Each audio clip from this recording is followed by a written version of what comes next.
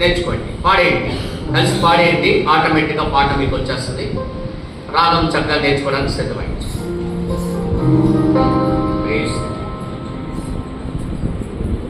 దయచేసి ఒకసారి లేచి నిలబడదాం. 2-3 చక్రాలు నిలబడి పాడదాం. 1, 2, 3. దయతో మీ యొక్క ప్లేస్ చక్కగా మీరు అందంగా ఈ చివరి దాకా జరగండి. లేవండి, ఒకసారి నిలబడండి. మీ ప్లేస్ కరెక్ట్గా చూసుకోండి. మీ లైన్లో 5, 6 మీకున్న అనుభూతులు బట్టి ఆ విధంగా శ్రద్ధ వహించండి.